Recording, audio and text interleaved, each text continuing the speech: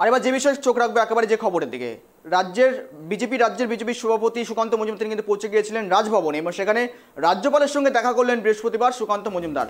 সঙ্গে গিয়েছিলেন দিলীপ ঘোষ এবং অন্যান্যরা, অর্থাৎ বিজেপির প্রতিনিধি দল পৌঁছে গিয়েছিল রাজভবনে, সেখানে রাজ্যপালের সঙ্গে দেখা করলেন সুকান্ত মজুমদার।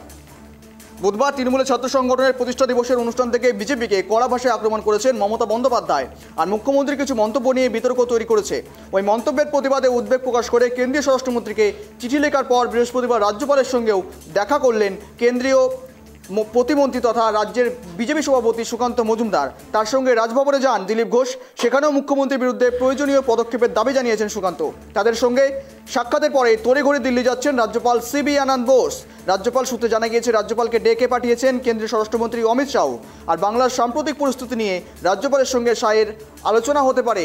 এই মুহূর্তে যে গুরুত্বপূর্ণ খবর দিকে চোখ থাকছে আমাদের, রাজ্যপাল ইতিমধ্যে দিল্লি রওনা দেবেন এবং সেখানে তড়িঘড়ি দিল্লির উদ্দেশ্যে রাজ্যপাল সিবি আনন্দ বোস স্বরাষ্ট্রমন্ত্রকের ডাকে সাড়া দিয়ে রাজ্যপাল দিল্লি যাচ্ছেন এবং সঙ্গে অমিত শাহর সঙ্গে সাক্ষাৎ হতে পারে এবং বৈঠকও হতে পারে, উঠে আসতে পারে একাধিক বিষয়ে আলোচনা হতে পারে আজকের এই বৈঠকে।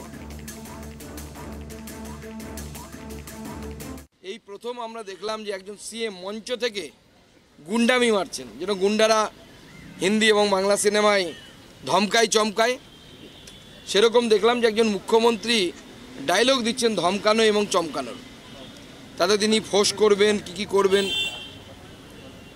সেসব অনেক কিছু বলেছেন। আমরা বিস্তৃত আকারে মাননীয় গভর্নর সাহেবকে সমস্ত কিছু বলেছি এবং আমরা বলেছি যে দেখুন মাননীয় মুখ্যমন্ত্রীর এই যে ফোঁস করার কথা উনি বলছেন বা ডাক্তারবাবুদেরকে চমকাচ্ছেন, সাধারণ মানুষকে বলছেন রাস্তায় নামলে পরে তৃণমূল কংগ্রেসের লোকেরা তাদেরকে মারবে ইনডাইরেক্টলি, কালকে উনি তাই বলেছেন।